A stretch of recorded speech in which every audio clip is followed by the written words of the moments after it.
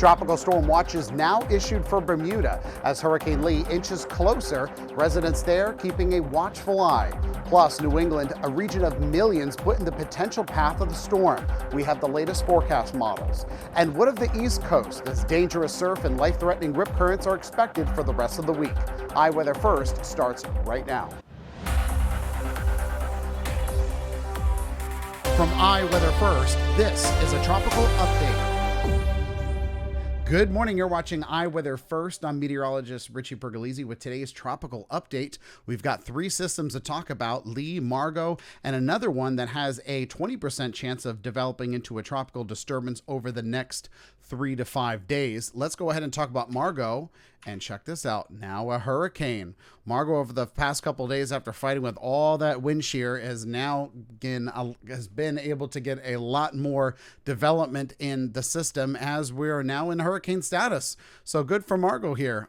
So you can actually see a fairly clear eye on the visible satellite imagery, and also in the water vapor. The cloud top temperatures around that eye are cold enough to support the development of a stronger eye wall, potentially a double eye wall going here. We can also see too that dry air being entrained into the system over the past 24 hours has now ceased. So that is a good thing for Hurricane Margot. Not going to be an issue for us. No mainland is going to have to deal with these issues. No islands. It's just going to be a fish storm as it goes all the way up into the North Atlantic. Right now it has winds of 85 miles per hour, moving north at 12.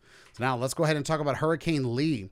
So the GOES 16 satellite and radar images from the NOAA hurricane aircraft that I was looking at indicate that Lee is trying to consolidate into one large eye wall, but the eye remains obscured with fragments of the old eye wall structures. And here in the water vapor, we can see that the vertical wind shear over Lee appears to have relaxed some since yesterday, as there has been an expansion of the upper level outflow over the southern and southwestern parts of the storm.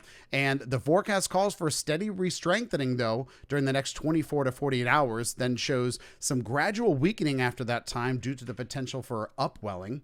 And we now have alerts in effect. We have a tropical storm watch in effect for the island of Bermuda, as Lee is still moving slowly west-northwestward over that mid-level ridge over there, as we can see on the latest GFS model right over the next couple of days, potentially impacting parts of New England. Again, still too far out to tell, but as we can see here over the next 3, 4, 5 days, it's going to make a pass just to the west of Bermuda. Even though that the storm may not be passing Bermuda, the wind field is large enough to affect the island of Bermuda, and that's why the National Hurricane Center has put up that tropical storm watch for them. And here the Euro model shows it slightly intensifying before potentially impacting the New England area. Specifically, it looks like Maine so far, but again, a lot can change over the next couple of days here.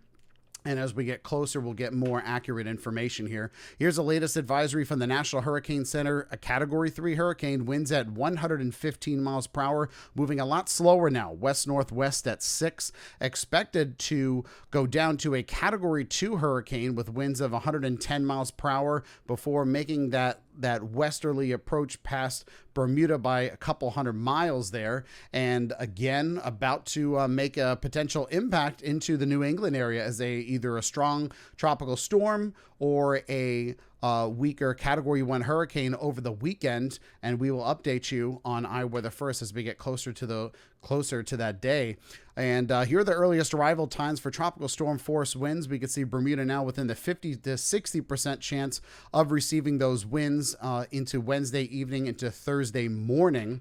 And as we extend the forecast area out, parts of New England potentially Friday evening and then into the weekend there with a 40 to 50% chance. And we will update you on that too. Another thing to look at as well is the wave heights here. So dangerous surf and life-threatening rip currents are already happening across the U.S. East Coast and parts of the Caribbean as well, and the Bahamas and Bermuda is about to get those wave heights too. So just be careful out there if you're at the beaches there. You know, you can hang out on the sand there, but I would not risk going out in the water. I would say I'm a pretty strong swimmer, but I would not go against the waves there because water is very powerful. So that is your tropical update. I am meteorologist Richie Pergolesi for iWeather First. Make it a great day. Like, subscribe, comment, and ring the bell to be notified of new updates.